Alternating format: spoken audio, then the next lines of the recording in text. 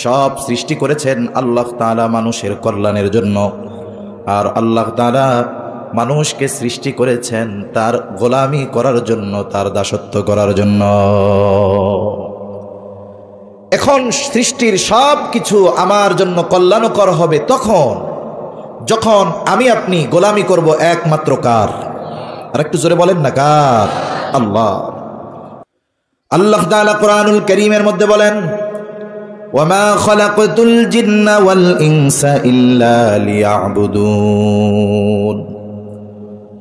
আল্লাহ তাআলা বলেন, আমি মানুষ এবং জিনকে সৃষ্টি করেছি আমারই ইবাদত করার জন্য, দাসত্ব করার জন্য। এজন্য মানুষ হলো আল্লাহ তাআলার গোলাম। গোলাম এক জিনিস, চাকর আর এক জিনিস। গোলাম আর চাকরের মধ্যে তফাৎ আছে। মানুষ আল্লাহর চাকর নয়, বরং মানুষ হলো আল্লাহর গোলাম। চাকর আর গোলামের মধ্যে পার্থক্য কি সংক্ষিপ্তভাবে একটু বলেই দেই। চাকর আর মনিবের সাথে অনেক কিছুর চুক্তি থাকে। উভয় পক্ষ যদি চুক্তিতে রাজি হয় তাহলে উভয়ের মধ্যে ডিট হয়, একটা সম্পর্ক হয়। যেমন কেউ যদি কাউকে চাকুরিতে নিয়োগ দিতে চায়, ওই নিয়োগের মধ্যে বিভিন্ন শর্ত থাকে, শিক্ষাগত যোগ্যতার কথা থাকে, তার কয় ঘন্টা ডিউটি হবে, বিস্তারিত সব কথাগুলো থাকে। এই কর্মের বিপরীতে মাস শেষে তাকে কত স্যালারি দেওয়া হবে এর একটা পরিমাণ উল্লেখ থাকে। এখন যদি দুই পক্ষ এই শর্তে রাজি হয়ে যায় তাহলে উভয়ের মধ্যে যেই সম্পর্কটা হয় এটা হলো মনিব আর চাকর। এখন দেখা গেল মাস শেষে যেই চুক্তি ছিল সেই চুক্তি অনুযায়ী বেতন দেওয়া হলো না, অথবা চুক্তি অনুযায়ী যেই কয়দিন ডিউটিতে আসার কথা ছিল তিনি আসলেন না। তাহলে বলেন তো দুইজনের মধ্যে শর্ত ঠিক আছে না নষ্ট হয়ে গেছে?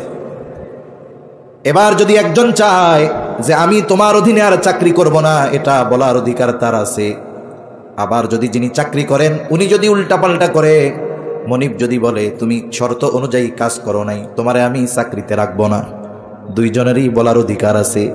তার মানে মনিব আর চাকরের মধ্যে কিছু শর্ত আছে, স্বার্থ আছে। শর্ত আছে, স্বার্থ আছে। কিন্তু মনিব আর গোলামের মধ্যে কোনো চুক্তি নাই, কোনো স্বার্থ নাই। বরং গোলাম তো মনিবের ইচ্ছাটাই তার ইচ্ছা, বরং গোলামের নিজস্ব কোনো ইচ্ছাও থাকে না। এখন তো গোলামবাদীর সিস্টেম নাই। যখন এই সিস্টেম ছিল, প্রচলন ছিল, কোনো গোলাম নিজ ইচ্ছায় বিবাহ করতে পারতো না মনিবের হুকুম ছাড়া। আবার অনেকে মনে করে যে আল্লাহর গোলাম হইলাম সম্মান কমে গেল নাকি? না না, মানুষ যদি দুনিয়ার মানুষের গোলাম হয় এতে মানুষের সম্মান কমে যায়। মানুষ যদি আল্লাহর গোলাম হয়ে যায় তাহলে তার দামটা আরো বেড়ে যায়, ঠিক কিনা বলেন? দুনিয়াতে অনেক সময় আবদ্ধ গোলামি জীবনের মধ্যে সার্থকতা, সফলতা, দাম। মনে করেন বিকালবেলায় আকাশে অনেক পাখি দেখা যায়, সারাদিন আহারের খোঁজে তারা বিভিন্ন জায়গায় যায়। আবার যখন সন্ধ্যা নামে পাখিরা ডানা মেলে যাকে যাকে বাসায় ফিরে যায়। মনে করেন এক ঝাঁক টিয়া আকাশে উড়ে যাচ্ছে। আপনার কোনো বন্ধু যদি আপনাকে বলে দেখ টিয়াগুলো কেমন দেখা যায়, বলে হ্যাঁ খুব সুন্দর, তাইলে এক কাজ কর, সব টিয়াগুলার মালিক তোরে বানায় দিলাম, তুই আমার 200 টাকা দে। আকাশে উঠতেছে, 200 টাকা দিয়ে আকাশে মুক্ত উড়ন্ত পাখি কিনে নিবেন, এইরকম বোকা তো চাঁপাইনবাবগঞ্জের লোক না, ঠিক কিনা বলেন? 200 টাকা বহুদূর, 5 টাকা চাইলেও কেউ দিবে না। যে মিয়া বলত পাইছো আমারে, পাখি উঠতেছে আকাশে, এইটা তুমি আমার কাছ থেকে বিক্রি করতেছো 200 টাকা কেন? 5 টাকা দিলেও তো আমি তোমারে 5 টাকাও দিব না এই পাখির বিনিময়ে। কিন্তু এই পাখিগুলা থেকে যদি একটা পাখি খাঁচার মধ্যে আবদ্ধ করে আমার আপনার কাছে আনা হয়, 2000 না 5000 10,000 টাকা দিয়ে কেনার লোকের অভাব থাকবে না, ঠিক কিনা বলেন? তাহলে পাখি যখন আকাশে উঠতেছে বলে যতই সুন্দর লাগুক দাম নাই।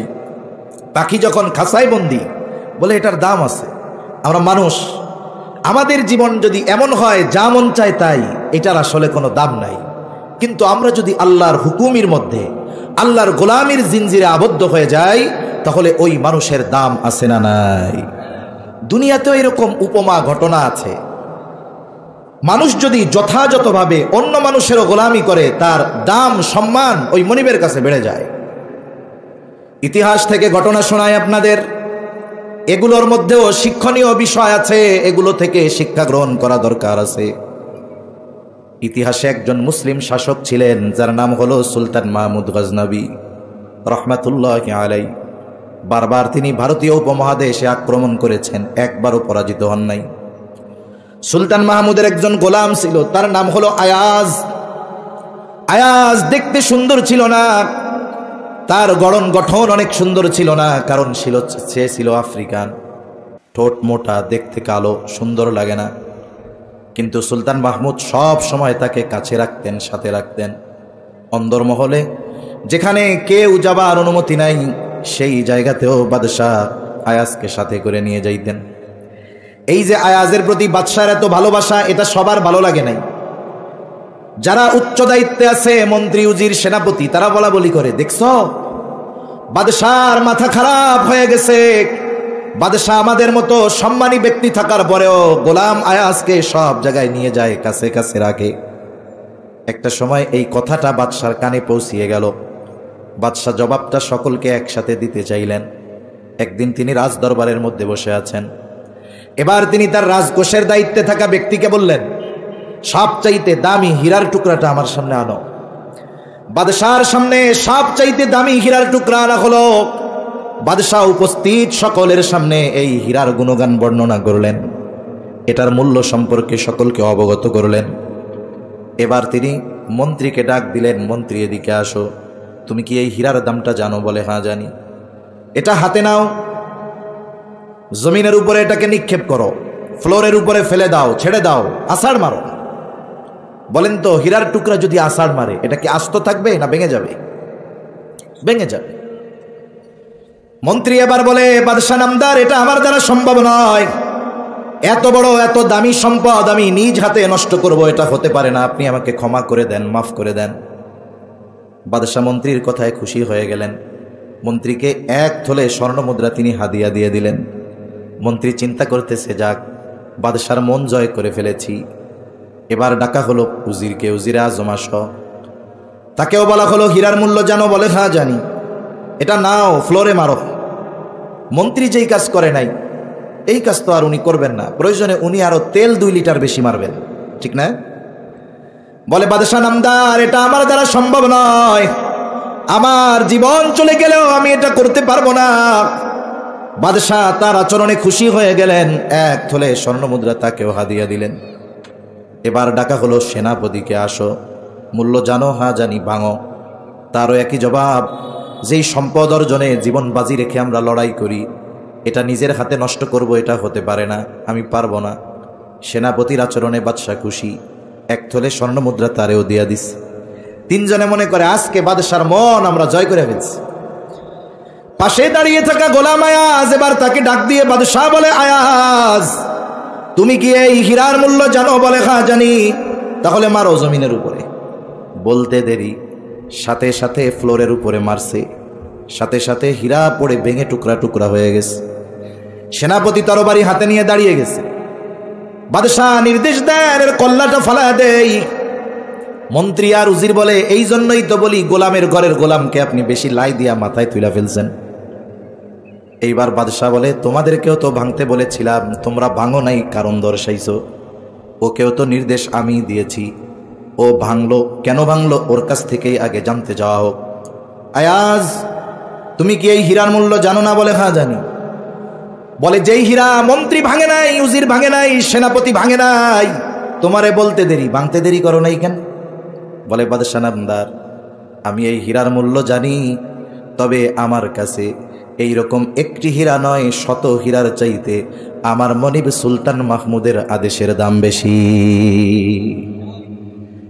তার মানে দেখুন, প্রকৃত গোলাম যে, সে মনিবের আদেশকে দুনিয়ার সব কিছুর চাইতে দামি মনে করে, ঠিক কিনা বলেন?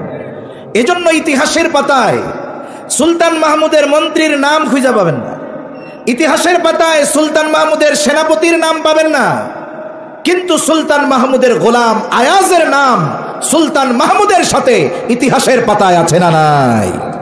এজন্য প্রকৃত আল্লাহর গোলাম যারা, এরা দুনিয়ার সব কিছুর চাইতে আল্লাহর আদেশকে প্রাধান্য দেয় বেশি। আল্লাহ আমাদেরকে ওই রকম গোলাম হওয়ার তৌফিক দান করুক, সকলে বলি আমিন। এই দুনিয়াতে আল্লাহ তাআলা আমাদের গোলামি করার জন্য পাঠিয়েছেন, সাথে সাথে এই গোলামের কাজ কি হবে, করণীয় বর্জনীয় কি হবে, এজন্য আল্লাহ তাআলা ওহী নাজিল করেছেন। সাথে সাথে ওহির যারা ধারক ছিলেন, বাহক ছিলেন, এই ওহির ধারকদের মাধ্যমে আল্লাহ প্রদত্ত ওই আইন কানুনের প্র্যাকটিক্যাল আমাদেরকে আল্লাহ তাআলা নবী রাসূলদের মাধ্যমে দেখিয়ে দিয়েছেন। এজন্য আমরা যারা আল্লাহর গোলাম, বলেন তো মন যা চায় সেই অনুযায়ী চলার সুযোগ আমাদের আছে? জোরে বলেন আছে? আর আমরা আল্লাহর গোলাম পরিচয় দিতে কোনো হীনমন্যতায় ভুগবো? কখনো নয়, এটা হতে পারে না। আফসোস লাগে আমার কিছু মানুষের জন্য। কিছু সংবাদ ছোট, কিন্তু এটা অনেক সময় ফলাও করে প্রচার করা হয়। আপনারা জেনে থাকবেন, সম্প্রতি কয়েকদিন আগে কাশ্মীরের পেহেলগাঁও মনে হয়, ওইখানে সন্ত্রাসী হামলায় 26 জন মারা গেছে।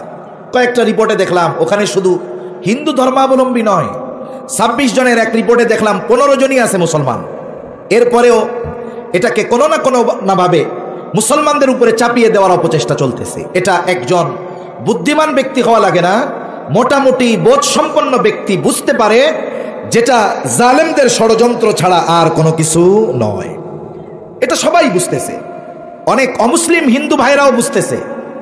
কলকাতায় একটা নিউজ দেখলাম যে একজন মুসলিম এই 26 জন হত্যার বিষয়কে কেন্দ্র করে মুসলিম হিসাবে নিজেকে লজ্জিত হচ্ছেন পরিচয় দিতে, এই জন্য তিনি ইসলাম ত্যাগ করে হিন্দু ধর্ম গ্রহণ করেছেন। নাউজুবিল্লাহ। আসল বিষয়টা হলো ও ইসলামের মজা অনুধাবন করতে পারে নাই, ইসলামের স্বাদ অনুধাবন করতে পারে নাই। যেই মানুষগুলো ইসলামকে বুঝতে পেরেছে, ইসলামের মজা অনুভব করতে পেরেছে, আল্লাহর গোলামির স্বাদ অনুভব করতে পেরেছে, এরা জীবন যদি 100 বার পাইতো, 100 বার আল্লাহর জন্য দিয়ে দিত, তবু তারা ঈমান ছাড়তো না, দিন ছাড়তো না। ঠিক কিনা বলেন? এটা ওর দুর্ভাগ্য, ও দিন বুঝতে পারে নাই, ও ইসলামের মজা অনুভব করতে পারে নাই। এজন্য আমরা আল্লাহর গোলাম এই পরিচয় দেওয়ার ক্ষেত্রে, মুসলিম পরিচয় দেওয়ার ক্ষেত্রে কখনো হীনমন্যতায় ভুগব না ইনশাআল্লাহ। এজন্য আমরা আল্লাহর গোলাম। নবীরাও পরিচয় দিয়েছেন নিজেদের আল্লাহর গোলাম। রাসূলুল্লাহ সাল্লাল্লাহু আলাইহি ওয়াসাল্লাম নিজের পরিচয় দিয়েছেন, আমি আল্লাহর গোলাম।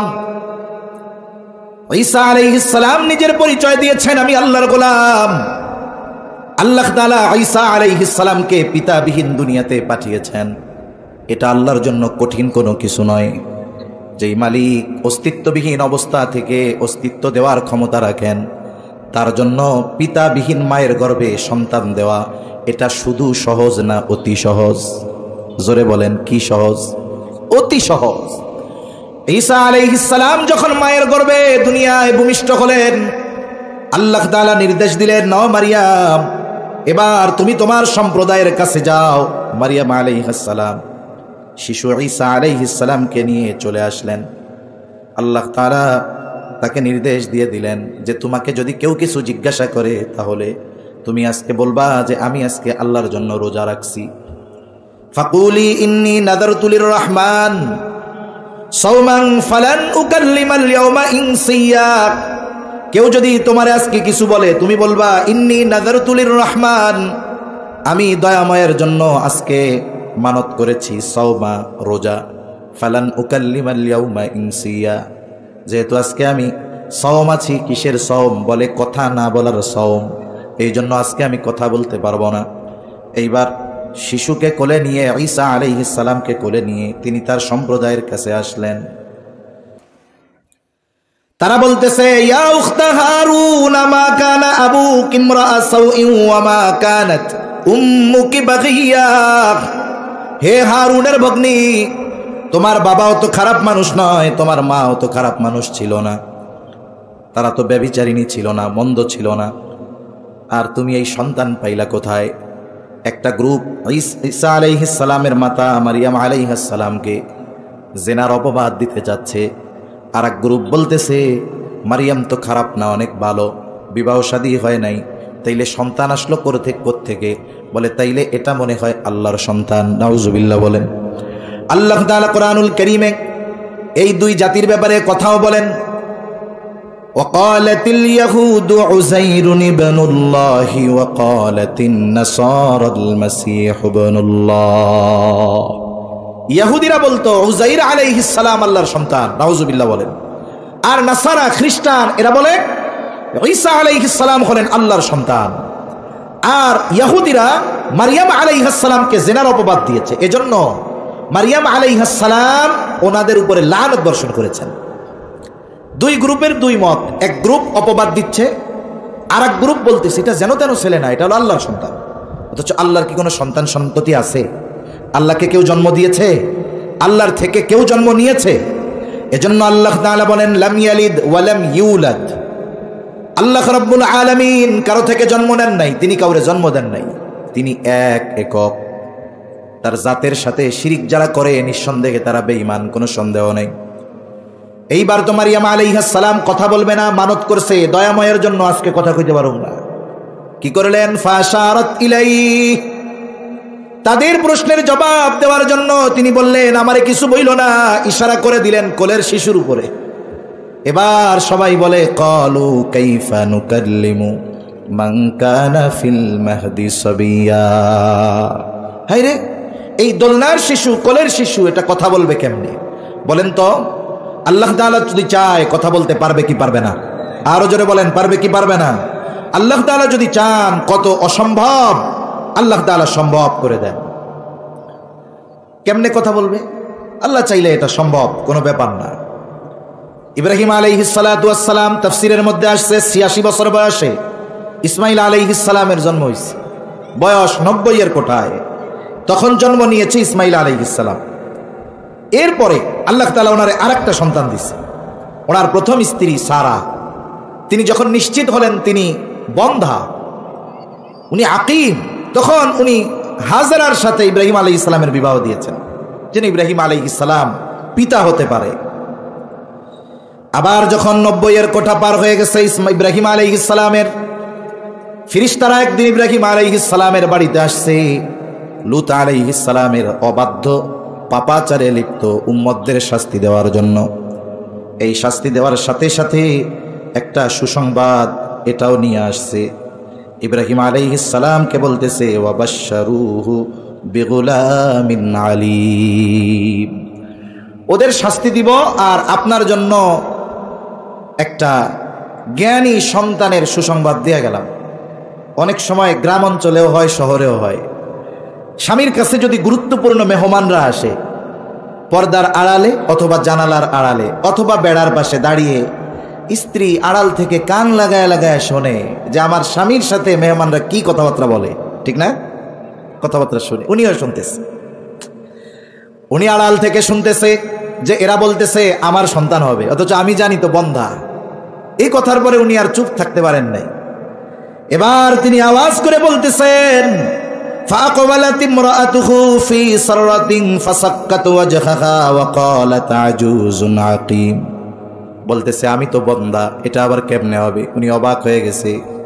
ফেরেশতারা জবাব দিল কেমনে হবে? ক্বালু কাযালিকি ক্বালা রাব্বুকি ইন্নাহু হুয়াল হাকীমুল আলীম। তারা বলে কেমনে হবে? আল্লাহ যেমনে চাই তেমনে হবে। সুবহানাল্লাহ বলেন। আল্লাহকে ইন্নাহু হুয়াল হাকীমুল আলীম, তিনি হলেন মহাপ্রজ্ঞাময়, মহাজ্ঞানী, উনি জানেন কেমনে হবে, কারণ উনি যেটা চান সেটা ওনার জন্য করা সহজ। তারা বলতেছে মান কানা ফিল মাহদি সাবিয়া ক্বালু কাইফা নুকাল্লিমু মান কানা ফিল মাহদি সাবিয়া, দোলনার শিশু কিভাবে কথা বলবে? আল্লাহ তাআলা জানায় দেন ক্বালু কাযালিক, যেভাবে আল্লাহ চান, আল্লাহ চাইলেই হবে। আল্লাহ তাআলা এবার ঈসা আলাইহিস সালামের জবান খুলে দিবেন। ওরা বলে ক্বালু কাইফা নুকাল্লিমু মান কানা ফিল মাহদি সাবিয়া, দোলনার শিশু কিভাবে কথা বলবে? আর ঈসা আলাইহিস সালামের জবান থেকে এই দুই গ্রুপের জবাব বের হয়ে গেল ক্বালা ইন্নী আবদুল্লাহ। প্রথম জবাব এই আমার মা ব্যভিচারিণী নয়। দুই নম্বর জবাব আমি আল্লাহর পুত্র নই, আমি কার বান্দা, কার গোলাম? জোরে বলেন। ঈসা আলাইহিস সালাম জবাব দিচ্ছে ইন্নী আবদুল্লাহ, আমি হলাম আল্লাহর গোলাম, আল্লাহর বান্দা।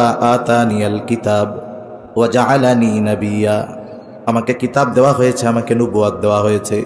তার মানে আমার আপনার জীবনের সবচাইতে বড় পরিচয় হলো, আনন্দের পরিচয় হলো আমরা আল্লাহর গোলাম। কার গোলাম? জোরে বলেন।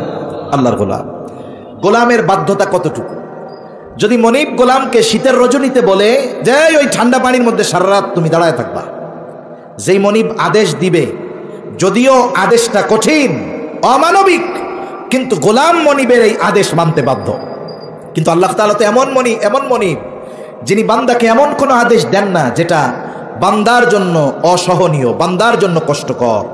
বরং আল্লাহ সুবহানাহু ওয়া তাআলা বান্দাকে, তার এই গোলামদেরকে যত আদেশ দেন, যত নির্দেশ দেন, সব কিছু পালন করার মতো যোগ্যতাও আল্লাহ তাআলা তার এই গোলামদেরকে দিয়েছেন। এজন্য আল্লাহ তাআলা আমাদেরকে গোলামির একটা সীমানা দিয়ে দিয়েছে। এটাই আমাদের দ্বীন, এটাই আমাদের ইসলাম। আর এটা আল্লাহর পক্ষ থেকে চূড়ান্ত এক জীবন ব্যবস্থা। আমরা কিভাবে জীবন পরিচালনা করব, কোন পদ্ধতিতে আল্লাহর গোলামি করব, সব কিছুর সুনির্দিষ্ট ফয়সালা, সমাধান আল্লাহ তাআলা কোরআন সুন্নাহর মধ্যে পরিপূর্ণভাবে আছে না নাই? জোরে বলেন, আছে না নাই? আছে। এজন্য আমরা পেয়েছি আল্লাহর পক্ষ থেকে এক পূর্ণাঙ্গ জীবন ব্যবস্থা। আল্লাহ তাআলা এই আয়াতের অংশে আমাদের জন্য যেই শরীয়ত, যেই দ্বীন, যেই জীবন ব্যবস্থা, এটা পূর্ণাঙ্গতার ঘোষণা দিয়েছেন। এই আয়াতের তাফসীরের মধ্যে এসেছে, খলিফাতুল মুসলিমিন হযরত ওমর রাদিয়াল্লাহু তাআলা আনহুর কাছে একজন ইহুদি আসছে, এসে বলে, খলিফাতুল মুসলিমিন, আপনাদের কোরআনে এমন একটা আয়াত আছে, ওই আয়াত যদি তাওরাতে নাজিল হতো, মুসা আলাইহিস সালামের উপরে নাজিল হতো, যেই দিন নাজিল হইতো ওই দিনটাকে আমরা ঈদের দিন বানায় নিতাম। ওমর রাদিয়াল্লাহু তাআলা আনহু চিন্তা করেন কোন সে আয়াত, জিজ্ঞাসা করতেছে কোন আয়াত সেটা যদি তাওরাতে নাজিল হতো ঈদের দিন বানায় নিতা, কোন সে আয়াত? এবার বলে, আল ইয়াউমা আকমালতু লাকুম দীনাকুম ওয়া আতমামতু আলাইকুম নি'মাতি ওয়া রাদিতু লাকুমুল ইসলাম দীনা। বলে এই আয়াত। হযরত ওমর রাদিয়াল্লাহু তাআলা আনহু বলেন, আল্লাহর শপথ, এই আয়াত কোন দিন, কোথায়, কার উপরে নাজিল হয়েছে এটা আমি জানি।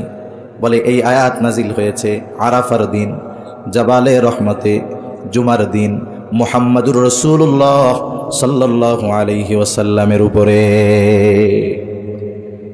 এই আয়াতের মাধ্যমে আল্লাহ তাআলা আমাদের যেই দ্বীন, জীবন ব্যবস্থা, এটা পূর্ণাঙ্গ জীবন ব্যবস্থা, এটার ঘোষণা আল্লাহ তাআলা দিয়ে দিয়েছেন। একটা ইমানদার যদি প্রকৃতপক্ষে ঈমানের পরিপূর্ণ স্বাদ উপলব্ধি করতে চায়, ঈমানের মজা যদি উপভোগ করতে চায়, তাহলে পরিপূর্ণ দ্বীন মানা ব্যতীত তার জন্য সম্ভব নয়। এজন্য যে হাদিসখানা আপনাদের খেদমতে পেশ করেছি, এই হাদিসের মধ্যে নবীজি সাল্লাল্লাহু আলাইহি ওয়াসাল্লাম বলেন, ঈমানের স্বাদ কারা পেল? যাকা তু'মাল ঈমান মান রাদিয়া বিল্লাহি রাব্বা। বলে ঈমানের স্বাদ তো সে পরিপূর্ণভাবে পেল, আস্বাদন করতে পারলো। মান রাদিয়া বিল্লাহি রাব্বা, যে আল্লাহকে রব হিসাবে পেয়ে খুশি হয়ে গেল। ওয়াবিল ইসলামি দীনা, ইসলামকে দিন হিসাবে পেয়ে খুশি হলো। ওয়াবি মুহাম্মাদিন সাল্লাল্লাহু আলাইহি ওয়াসাল্লাম রাসূলা, মুহাম্মদ সাল্লাল্লাহু আলাইহি ওয়াসাল্লামকে রাসূল হিসাবে পেয়ে যে খুশি হলো, তার মানে আল্লাহকে রব হিসাবে পেয়ে যে খুশি হলো, ইসলামকে জীবন ব্যবস্থা হিসাবে পেয়ে খুশি হলো, আর মুহাম্মদ সাল্লাল্লাহু আলাইহি ওয়াসাল্লামকে রাসূল হিসাবে পেয়ে যে খুশি হলো, নবীজি বলেন ওই ব্যক্তি ঈমানের পরিপূর্ণ স্বাদ আস্বাদন করলো। ঈমানের স্বাদ আছে, মজা আছে। এই মজা লাভ করার জন্য কি করতে হবে? আল্লাহ তাআলাকে রব বলে শুধু স্বীকার করলে হবে না, বরং রবের সব আদেশ নিষেধ মানতে হবে। ইসলামকে দিন হিসাবে পেলাম, খুশি হয়েছি, পরিপূর্ণ স্বাদ আস্বাদন করার জন্য ইসলাম মেনে চলতে হবে। রাসূল সাল্লাল্লাহু আলাইহি ওয়াসাল্লামকে নবী হিসাবে পেয়েছি, ঠিক আছে, কিন্তু রাসূলের আদর্শকে আমার আপনার জীবনে বাস্তবায়ন করতে হবে। যতক্ষণ না আল্লাহর হুকুম, ইসলামকে পরিপূর্ণ জীবনের সাথে বাস্তবে পরিণত করা, নবীজির আদর্শের আলোকে আদর্শিত হওয়া, যতক্ষণ না আমরা না হব, ততক্ষণ পর্যন্ত ঈমানের পরিপূর্ণ স্বাদ পাওয়া যাবেই না। সাথে সাথে এই পৃথিবীতে মুসলমানদের মাথা উঁচু করে দাঁড়ানো সম্ভব হবে না। সংখ্যাপনে 200 কোটি হতে পারে, মাথা উঁচু করে কেন দাঁড়াতে পারি না? 1 কোটি ইহুদি গোটা পৃথিবীর মানব সভ্যতার উপরে ছড়ি ঘুরাচ্ছে কেন? আল্লাহ রাসূল সাল্লাল্লাহু আলাইহি ওয়াসাল্লামের হাদিস, একটা সময় আসবে কাফেররা তোমাদেরকে এমন ভাবে ঘিরে ধরবে যেমন ভাবে খাবারের দস্তরখানে খাবারকে মানুষ তার দিক দিয়ে ঘিরে ধরে। সাহাবায়ে কেরাম বলে, ইয়া রাসূলুল্লাহ সাল্লাল্লাহু আলাইহি ওয়াসাল্লাম, তখন কি আমাদের সংখ্যা কম হবে নাকি? নবীজি বললেন, না, সংখ্যা কম হবে না, তবে মানুষকে মৃত্যুর ভয় পেয়ে বসবে, দুনিয়ার মোহাব্বত পেয়ে বসবে। এই দুইটা কারণে তারা কাফেরদের সামনে দাঁড়াতে পারবে না, কাফেররা তাদের উপরে অত্যাচার জুলুম চালাবে। আজকে গোটা মুসলিম উম্মাহ আমাদের মধ্যে মরার ভয় আর এই দুনিয়ার লোভ লালসা এমন ভাবে জেকে বসছে যে আমার ভাইদের উপরে জুলুম হলে আমরা কথা বলারও সাহস করি না, ঠিক কিনা বলেন? প্রতিবাদ প্রতিহত তো এটা বহুদূর, আমার ভাইয়ের উপরে জুলুম হচ্ছে এটাও আমরা বলতে ভয় পেয়ে যাই। আফসোস আমাদের জন্য। এজন্য আমাদেরকে নিজেদের থেকে শুরু করতে হবে পরিপূর্ণ দ্বীনের উপরে আসা। আল্লাহ তাআলা আমাদেরকে পূর্ণাঙ্গ জীবন ব্যবস্থা দিয়েছেন। আসুন এই আয়াতে আল্লাহ তাআলা আমাদেরকে কোন কোন জিনিস দিয়েছেন একটু সংক্ষিপ্ত সারে বইলা আমি আলোচনা শেষের দিকে যাব ইনশাআল্লাহ।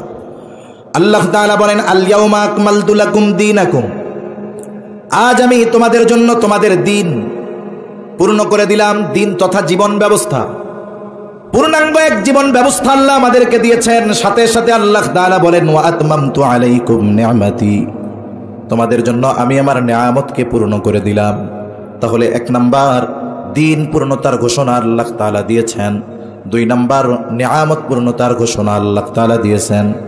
দিন হলো জীবন ব্যবস্থা, তার মানে মানব জীবনে যত সমস্যা আছে সব সমস্যার সমাধান ইসলামের মধ্যে আছে না নাই? আল্লাহ তাআলার কাছে একমাত্র জীবন ব্যবস্থার নাম হলো ইসলাম। ইন্নাদ দীনা ইনদাল্লাহিল ইসলাম, আল্লাহ তাআলার কাছে ইসলাম ব্যতীত আর কোনো জীবন দর্শন, জীবন ব্যবস্থা, মতাদর্শের গ্রহণযোগ্যতা নাই। এটা সুদীপ্ত কণ্ঠে আমাদের বিশ্বাস করতে হবে, বলতে হবে, অন্তরে বিশ্বাস করতে হবে, বাস্তবে পরিণত করার সর্বোচ্চ প্রচেষ্টা করতে হবে।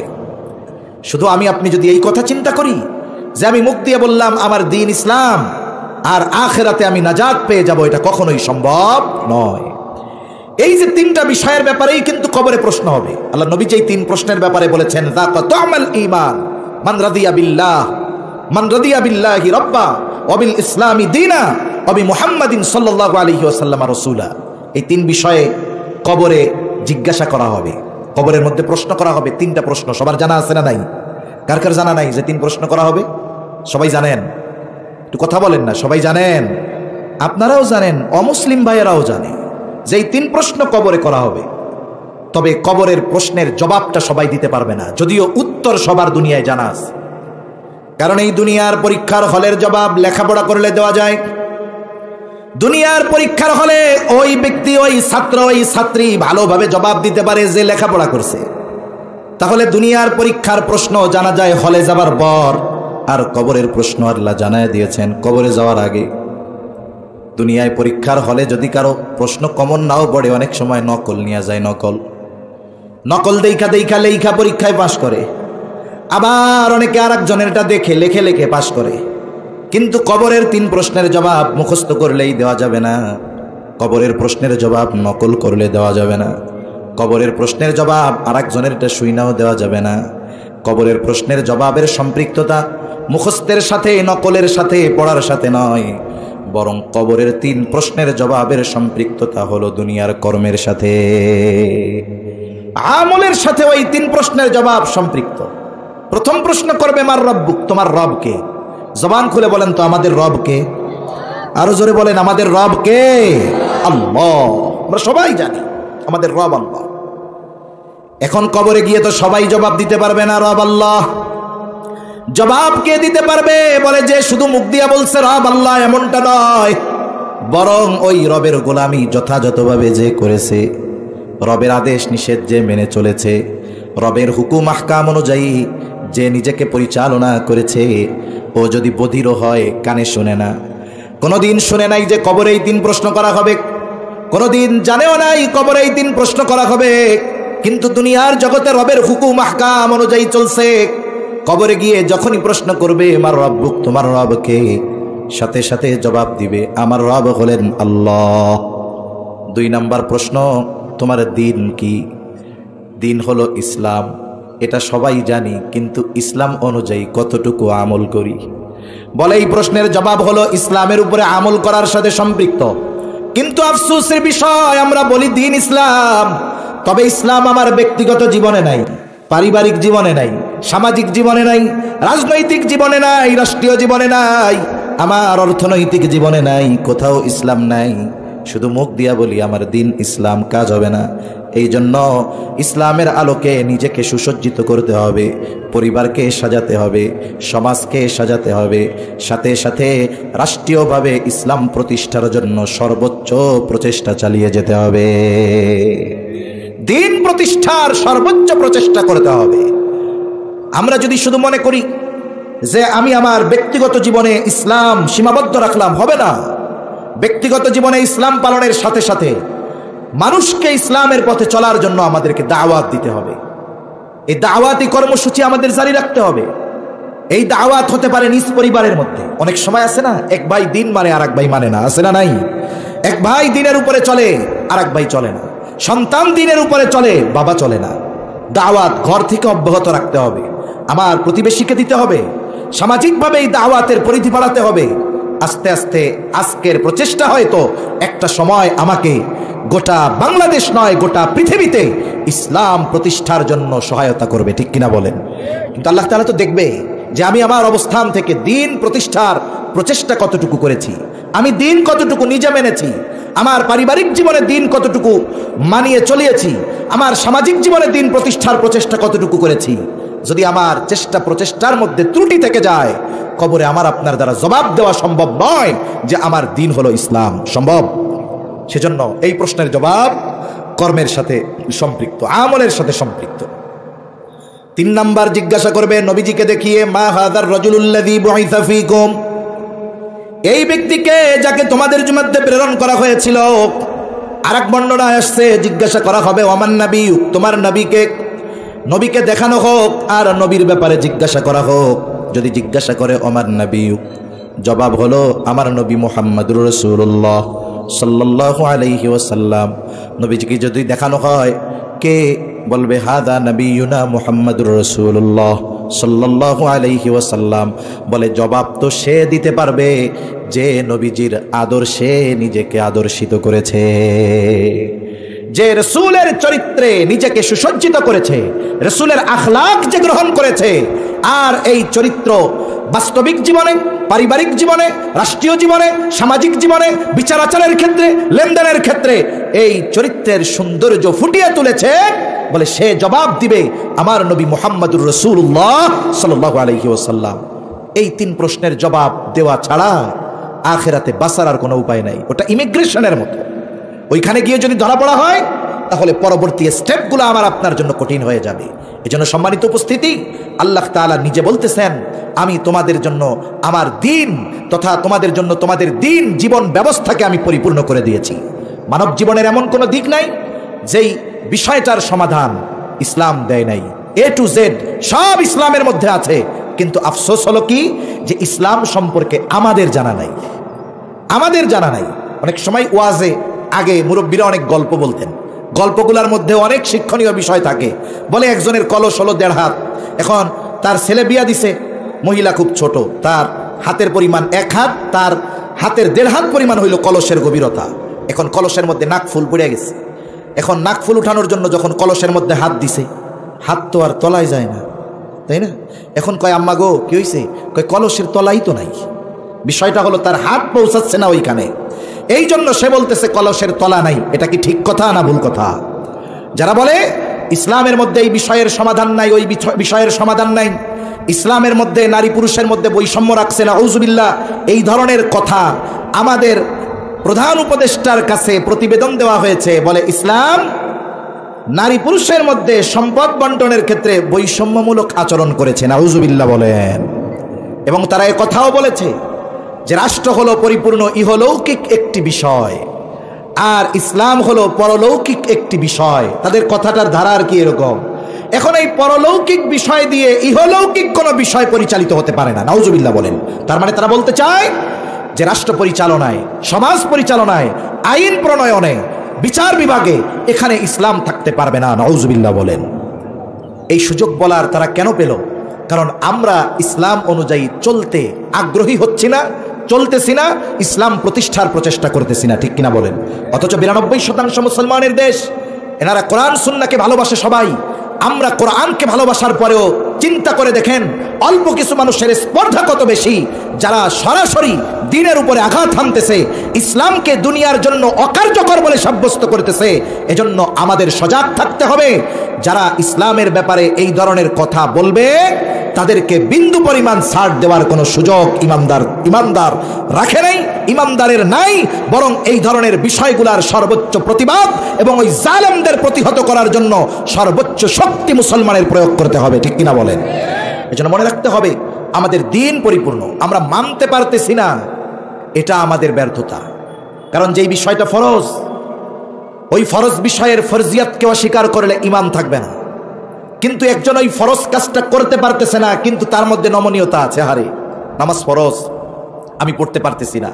রোজা ফরজ, আমি রাখতে পারতেছি না। হজ ফরজ, আমি করতে পারতেছি না। এটা আমার ব্যর্থতা, এই কারণে আমার পাপ হলো। কিন্তু কেউ যদি রোজা নিয়ে, নামাজ নিয়ে, হজ নিয়ে কটূক্তি করে, নামাজ রোজার ফরজিয়াতকে অস্বীকার করে, নিঃসন্দেহে তার ঈমান নাই, এ ব্যাপারে কোনো সন্দেহ নাই। এজন্য আল্লাহ তাআলা আমাদেরকে পরিপূর্ণ এক জীবন ব্যবস্থা দিয়েছেন। মানব জীবনের প্রত্যেকটা বিষয়ের সমাধান এই ইসলামের মধ্যে আছে। এজন্য আল্লাহ তাআলা বলেন, আল ইয়াউমা আকমালতু লাকুম দীনাকুম ওয়া আতমামতু আলাইকুম নি'মাতি। দিন পরিপূর্ণতার ঘোষণা দেওয়ার সাথে সাথে আল্লাহ তাআলা নিয়ামত পরিপূর্ণতার ঘোষণা দিয়েছেন।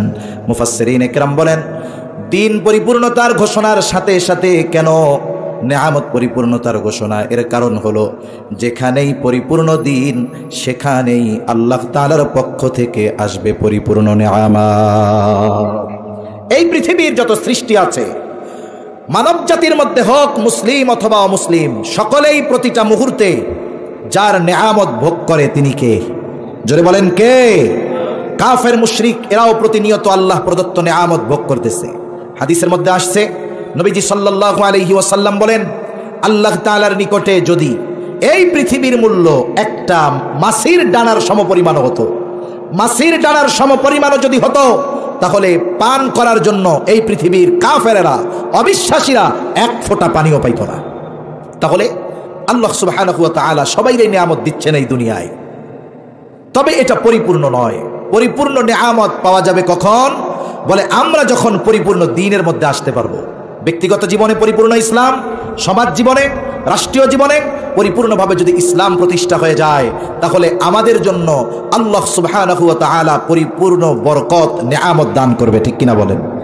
আমি যদি সমকালীন দুনিয়ায় একটা উদাহরণ দিতে চাই, আপনারা সকলে জানবেন যে এই পৃথিবীতে একটা দেশ আছে, যেই দেশে আমেরিকা এবং তার সহযোগী ন্যাটো জোট একসাথে প্রায় 2 যুগের কাছাকাছি এমন একটা দিন অতিবাহিত হয় নাই যেই দিনটাতে ওই দেশের কোনো না কোনো জায়গায় তারা হামলা চালায় নাই, বিমান হামলা চালায় নাই, ধ্বংসযজ্ঞ চালায় নাই।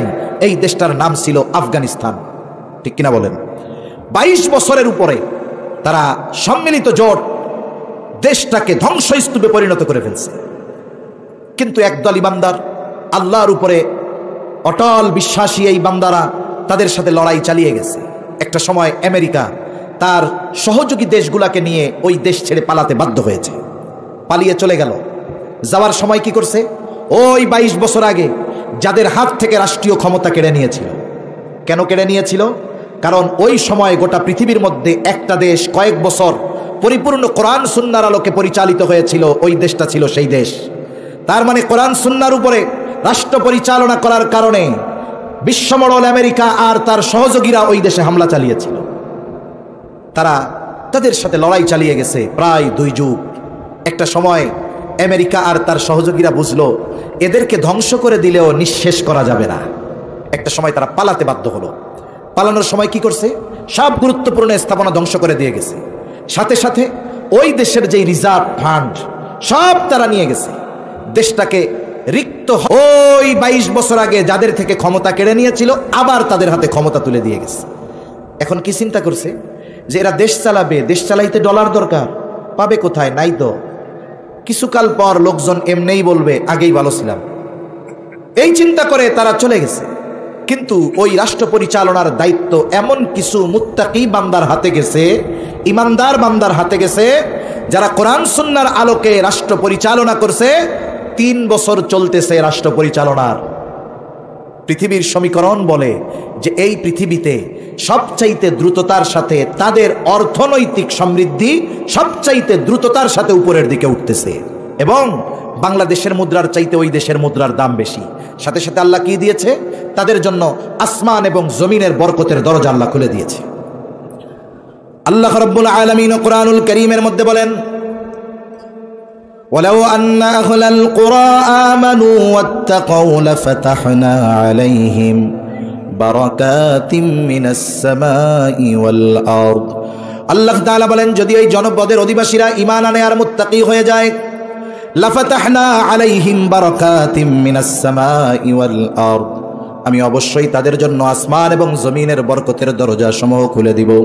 মুফাসসিরিনে কেরাম বলেন, এখনো যদি কোনো জনপদের অধিবাসীরা প্রকৃত ঈমানদার হয়, মুত্তাকি হয়, আল্লাহ তাআলা তাদের জন্য আসমান জমিনের বরকতের দরজা খুলে দিবে। আপনি যদি এর বাস্তব উপমা দেখতে চান, তাদের দিকে তাকাতে হবে। তারা কোরআন সুন্নাহর আলোকে রাষ্ট্র পরিচালনার প্রচেষ্টা চালিয়ে যাচ্ছে। সর্বোচ্চ প্রচেষ্টা অব্যাহত রাখার কারণে আল্লাহ তাআলা তাদেরকে সময়ের সাথে সাথে খনিজ সম্পদ দিয়ে দিচ্ছে। তেলের কূপ আবিষ্কার হচ্ছে, তেলের খনি পাচ্ছে, এবং তারা কৃষি কাজে ব্যাপক সফলতা অর্জন করতেছে। তাদের আবহাওয়াটা আল্লাহ তাআলা তাদের জন্য অনুকূলে এনে দিয়েছে। শুধু তাই না, বিশ্ববিখ্যাত জুস তাদের দেশে প্রস্তুত হচ্ছে। আর মজার ব্যাপার হলো, ওই দেশের জুসের সবচাইতে বড় ক্রেতা হলো আমেরিকা। বাংলাদেশে এক বোতল কেনে অনেক জায়গায় 300-350 টাকা, বলে এটা আনা কঠিন, আমদানি করা খুব ঝামেলা। আবার তাদের উৎপাদন যত, এত সাপ্লাই দেওয়া সম্ভব নয়, কারণ তাদের বড় ক্রেতা হলো আমেরিকা। আমেরিকারও বিশ্বাস এইটা যে যেই মোল্লাদের হাতে রাষ্ট্র পরিচালনার দায়িত্ব, বলে ওদের দেশে যদি ভেজাল করে কল্লা থাকবে না, এজন্য ওদের জিনিসটা 1 নম্বর, ওইটাই কেন। অনেক সময় একজন ভালো মানুষ, তার দুশ্মন অনেক হতে পারে, কিন্তু তার অগোচরে তার প্রশংসা করে, না লোকটার সাথে আমার দুশ্মনী থাকতে পারে কিন্তু লোকটা আসলে ভালো। ঠিক কিনা বলেন? বলে না এরকম? বলে ইমাম সাহেব হক কথা বলে, খারাপ লাগে ঠিক, কিন্তু ঘরোয়া মজলিসে বলে, বেটা ইমাম সাহেবরে আমরা অপছন্দ করি ঠিক, কিন্তু ইমাম কিন্তু হক কথা বলে। ঠিক কিনা বলেন? এজন্য ওরা জানে যে যাদের হাতে রাষ্ট্র পরিচালনার দায়িত্ব দেওয়া হয়েছে, ওই দেশে ভেজাল করার কোনো সুযোগ নেই। আমরা এক সময় দেখতাম, বলা হচ্ছিল যে আফগানিস্তানে নারীদের লেখাপড়া শেষ, নারীদের মার্কেটে যাওয়া শেষ, কিন্তু সময়ের পরিবর্তনে আমরা কি দেখলাম? যে আমাদের দেশ সহ গোটা দুনিয়ায় এত আইন ধর্ষণের জন্য, এরপরেও ধর্ষণ কমে নাই, জেনা ব্যভিচার কমে নাই, বরং নারীবাদীরা তো ধর্ষণের বৈধতা দেওয়ার জন্য, পতিতাবৃত্তির বৈধতা দেওয়ার জন্য, এটাকে শ্রমিকের অধিকার হিসাবে, শ্রম হিসাবে প্রতিষ্ঠা করার জন্য অপচেষ্টা চালিয়ে যাচ্ছে। ঠিক কিনা বলেন? যেটাকে মানুষ ঘৃণা করে, সেটাকে তারা শ্রমিকের মানে শ্রম হিসাবে এটাকে আইন করার প্রচেষ্টা করতেছে, যে যারা এই কাজে লিপ্ত এরা শ্রমিকদের ন্যায়, এদেরও শ্রমের মূল্যায়ন করতে হবে। অথচ কি দরকার ছিল? দরকার ছিল যারা ওই পথে, পাপের পথে অভাবের কারণে বাধ্য হয়ে পা বাড়িয়েছে, গভর্নমেন্টের উচিত ছিল তাদের জন্য ভালো কাজের ব্যবস্থা করে, তাদের জীবন উপকরণের ব্যবস্থা করা, তাদের জন্য নিরাপদ কর্মস্থলের ব্যবস্থা করা, যাতে করে তারা কাজকর্মের মাধ্যমে নিজেরা হালালভাবে সম্পদ উপার্জন করতে পারে, সম্মানের সাথে বেঁচে থাকতে পারে। বরং আরও যেন নারীরা ওই পথে যায়, হারাম পথে যায়, এই পথে যাওয়ার জন্য তারা আরও নারীদেরকে উৎসাহিত করতেছে। বিষয়টা এরকম হয়ে গেল না? এরকম হয়ে গেল। এজন্য সম্মানিত উপস্থিতি, ইসলাম অনুযায়ী যদি রাষ্ট্র পরিচালিত হয়, তাহলে নারীদের জানমালের নিরাপত্তা হবে। আফগানিস্তানে নারীদের জন্য আলাদা মার্কেট হয়েছে, যেখানে A to Z সব নারীরা, কোনো পুরুষের ঢোকার অধিকার নাই। ওরা বলেছিল যে শিক্ষা শেষ, কিন্তু আমরা দেখলাম নারীরা গ্র্যাজুয়েশন কমপ্লিট করছে, লেখাপড়া শেষ করতেছে। একেবারে কোনো ধর্ষণ নাই, চুরি নাই, ডাকাতি নাই, দুর্নীতি নাই। এটা সম্ভব হয়েছে কেন? বলে দিন অনুযায়ী, ইসলাম অনুযায়ী রাষ্ট্র পরিচালনার প্রচেষ্টা করার কারণে। ঠিক কিনা বলেন? আমরাও চাই, জাহেলিয়াতের সময় যখন ইসলাম ছিল না, মানুষের জানমালের নিরাপত্তা ছিল না, ইসলাম আসলো, নবীজি সাল্লাল্লাহু আলাইহি ওয়াসাল্লাম জানিয়ে দিলেন ইসলাম আগমনের মাধ্যমে কি হয়েছে। সেই সুদূর হাজারা মাউত থেকে ইয়ামেন পর্যন্ত হাজারো হাজার মাইল পথ একটা নারী যদি রাতের বেলা একাকীও পথ চলে যেত, পথ চলতো, একটা পুরুষ তার সামনে দাঁড়িয়ে পথ রোধ করার, তাকে আটকিয়ে দেওয়ার ক্ষমতা রাখতো না। কেন? ইসলামের কারণে। এজন্য যদি আমরা পরিপূর্ণ দ্বীনের উপরে নিজেদের সুসজ্জিত করতে পারি, ব্যক্তিগত জীবন থেকে নিয়ে রাষ্ট্রীয় জীবন পর্যন্ত ইসলাম প্রতিষ্ঠা করতে পারি, তাহলে ওই সুদিন আমাদের আবার আসবে। আমাদের মুরব্বীরা এক গল্পে গল্পে অনেক সময় বলে যে এখন তোমরা মিয়া বিল্ডিংয়ে 4 তলায় ঘুমাও, তাও জানালা খুলে ঘুমাইতে তোমাকে ডর লাগে। আর আমরা এক সময় কারেন্ট ছিল না, কিছুই ছিল না, রাতের বেলায় দরজা জানালা সব খুলে ঘরের মধ্যে না উঠানে আমরা ঘুমায় থাকতাম, সব খোলা, কেউ চুরি করতো না, কেউ আমাদের জানমালের ক্ষতি করতো না। কিন্তু আজকে কি হলো?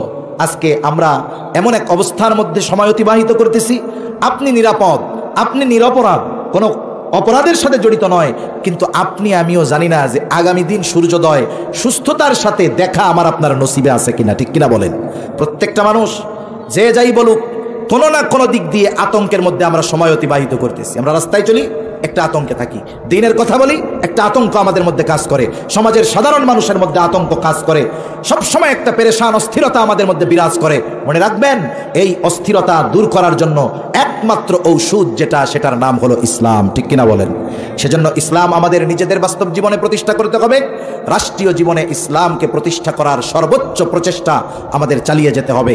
আমরা যদি এই মিশনের উপরে থাকি, ইনশাআল্লাহ আল্লাহ সুবহানাহু ওয়া তাআলার সহযোগিতায়, সাহায্যে একটা সময় আমরা আমাদের গন্তব্যে পৌঁছাতে পারবো।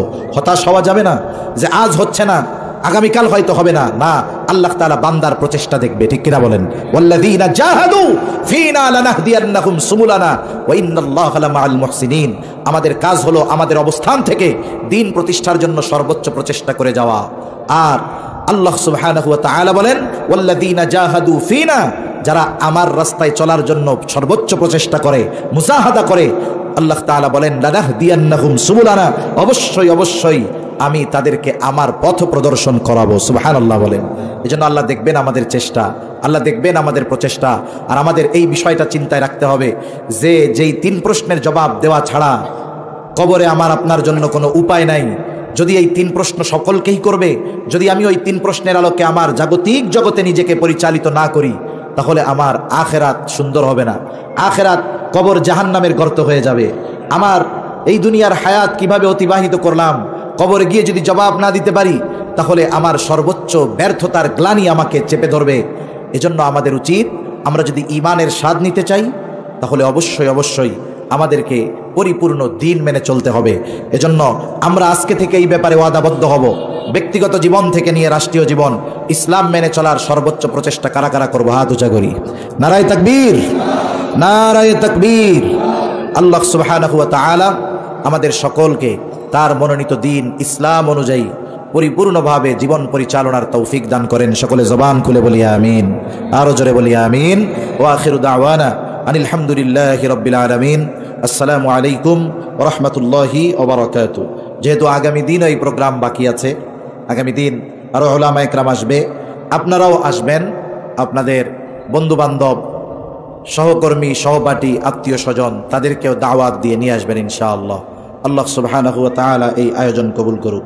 সুবহানাকাল্লাহুম্মা ওয়া বিহামদিক, আশহাদু আল্লা ইলাহা ইল্লা আনতা, আস্তাগফিরুকা ওয়া আতুবু ইলাইক। আমরা দুরূদ শরীফ পড়ি। আল্লাহুম্মা সাল্লি আলা মুহাম্মদ ওয়া আলা আলি মুহাম্মাদিন কামা সাল্লাইতা আলা ইব্রাহিম ওয়া আলা আলি ইব্রাহিম ইন্নাকা হামিদুম মাজিদ। আল্লাহুম্মা বারিক আলা মুহাম্মাদিন ওয়া আলা আলি মুহাম্মাদিন কামা বারাকতা আলা ইব্রাহিম ওয়া আলা আলি ইব্রাহিম ইন্নাকা হামিদুম মাজিদ। আলহামদুলিল্লাহি রাব্বিল আলামিন ওয়াল আকিবাতু লিল মুত্তাকিন ওয়াসসালাতু ওয়াসসালামু আলা খায়রি খালকিহি মুহাম্মাদিন ওয়া আলা আলিহি ওয়া আসহাবিহি আজমাইন। রব্বানা যালামনা আনফুসানা ওয়া ইল্লাম তাগফির লানা ওয়া তারহামনা লানাকুনান্না মিনাল খাসিরিন। রব্বানা আতিনা ফিদ দুনিয়া হাসানাতাও ওয়া ফিল আখিরাতি হাসানাহ ওয়া কিনা আযাবান নার।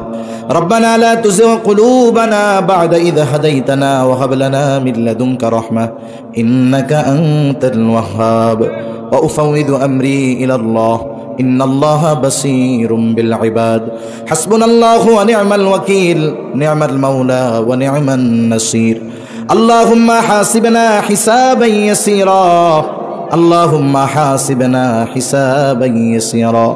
আল্লাহুম্মা ইন্নাকা আফুউন কারীম তুহিব্বুল আফওয়া ফা'ফু আন্না। রব্বুল আলামিন, কিছুদিন আলোচনা করার পরে গুনাহ মাখা হাত আমরা তুলে ধরেছি। আল্লাহ, যে যেখান থেকে হাত উঁচু করেছে আমাদের বিগত জীবনের সব গুনাহগুলো মাফ করে দেন। আল্লাহ, আমাদের আত্মীয় স্বজন যে যেখানে আছে মাফ করে দেন। যারা দুনিয়া ছেড়ে চলে গেছে মাফ করে কবরগুলো আপনি জান্নাতের টুকরো বানিয়ে দেন। আশেপাশে যত কবরস্থান আছে, যত মুমিন মুমিনাত শাহীদ আছে, সকলের কবরগুলো আপনি জান্নাতের টুকরো বানায় দেন। যে সমস্ত মুরব্বীরা বেঁচে আছে সুস্থ দীর্ঘ অনেক হায়াত দান করেন রব্বুল আলামিন। খাস করে আজকের এই মাহফিল কবুল করে নেন। আগামী দিন তাফসীরও বাকি আছে, আল্লাহ আপনি আবহাওয়া অনুকূলে রাখেন। সুন্দরভাবে এই আয়োজন সমাপন করার সব জিম্মাদারি আল্লাহ আপনি নিয়ে নেন। রব্বুল আলামিন মাহফিল এলাকার হেদায়েতের জরিয়া বানায় দেন। আয় আল্লাহ ব্যক্তিগত জীবন থেকে নিয়ে রাষ্ট্রীয় জীবন পর্যন্ত আয় আল্লাহ দিন প্রতিষ্ঠার মেহনতে আমাদের সর্বদা অব্যাহত থাকার তৌফিক আপনি দান করেন রব্বুল আলামিন। খাস করে আমাদের যাদের মা বাবা দুনিয়া ছেড়ে চলে গেছে, গুনার কারণে যদি কারো মা বাবার কবরে আযাব হয়, কবরের আযাব আপনি মাফ করে দেন। কবরগুলো জান্নাতের টুকরো বানায় দেন। কিয়ামতের দিন হিসাব সহজ করে জান্নাতের ব্যবস্থা আপনি করে দিয়েন। যাদের মা বাবা বেঁচে আছে সুস্থ দীর্ঘ অনেক হায়াত আল্লাহ আপনি দান করেন রব্বুল আলামিন। যাদের সন্তান অবাধ্য আছে সন্তান বাধ্য করে দেন। আমাদের স্ত্রী সন্তান আমাদের জন্য চক্ষু শীতলকারী হিসাবে কবুল করে নেন। মা বোনদের কবুল করে নেন, পর্দা নিশ্চিন বানিয়ে দেন। 5 ওয়াক্ত নামাজ যথাযথভাবে আদায় করার তৌফিক আল্লাহ আপনি দান করেন। আল্লাহ মা বোনদের পর্দা নিশ্চিন বানান, বেনামাজিদের নামাজি বানান, সুন্নাতবিহীন মানুষগুলারে আপনি সুন্নাতওয়ালা বানায় দেন। আয় আল্লাহ খাস করে আমাদের দেশের উপরে খাস রহমত নাজিল করেন। আসমানি জমিনি সকল বালা মুসিবত থেকে হেফাজত করেন। তামাম দুনিয়ার মুসলমানদের জানমাল আপনি হেফাজত করেন। আয় আল্লাহ খাস করে ফিলিস্তিনের গাজ্জার মুসলমানদের হেফাজত করেন আল্লাহ। আয় আল্লাহ ভারতের মুসলমানদের হেফাজত করেন। তামাম দুনিয়ার মুসলমানদের এক হওয়ার তৌফিক দেন। আমাদের একে অপরের প্রতি হৃদ্রতা মোহাব্বত আল্লাহ আপনি বাড়ায় দেন। লোভ হিংসা অহংকার মুক্ত হৃদয় দান করেন রব্বুল আলামিন। গোটা মুসলিম উম্মাকে ঐক্যবদ্ধ হওয়ার তৌফিক দিয়ে দেন। আয় আল্লাহ নেতৃত্ব স্থানীয় যারা আছে মুসলিম নেতৃবৃন্দ তাদের ঘুমন্ত বিবেককে আপনি জাগ্রত করে দেন। আয় আল্লাহ খাস করে দেশ নিয়ে ইসলাম নিয়ে যারা ষড়যন্ত্র চক্রান্তে লিপ্ত আল্লাহ সকলের সকল প্রকার ষড়যন্ত্র চক্রান্তকে আপনি ধ্বংস করে দেন। আল্লাহ আমাদের সকলকে বরকতময় হালাল রিজিক দান করেন, হারাম থেকে বেঁচে থাকার তৌফিক দেন। আল্লাহ যারা বেকার আছে হালাল কর্মসংস্থানের ব্যবস্থা করে দেন। আল্লাহ সকল প্রকার ফিতনা থেকে হেফাজত করেন, সকল প্রকার পাপাচার অনাচার থেকে বেঁচে থাকার তৌফিক আল্লাহ আপনি দান করেন। আয় আল্লাহ আমাদেরকে একজন আমানতদার ন্যায়পরায়ণ শাসক আপনি দান করেন রব্বুল আলামিন। দুনিয়া ছেড়ে আমাদের সকলকে চলে যেতে হবে। আয় আল্লাহ ঘরে ফালায়া মৃত্যু দিয়েন না, হঠাৎ মৃত্যু দিয়েন না মালিক। শাহাদাতের মৃত্যু আপনি আমাদের দান করেন। আল্লাহুম্মা রযুকনা শাহাদাতান ফি সাবিলিক ওয়াজআল মাউতানা বিবালাদি রাসূলিক। আল্লাহুম্মা ইন্না নাউযু বিকা মিনাল হাম্মি ওয়াল হাযান ওয়াল আজজি ওয়াল কাসাল ওয়াল জুবনি ওয়াল বুখল ওয়া যালা'id দাইন ওয়া গলাবাতির রিজাল।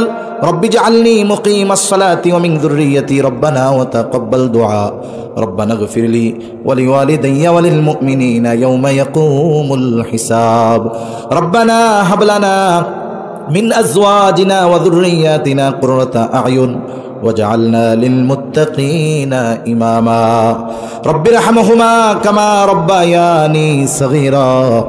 رب ارحمهما كما ربياني صغيرا.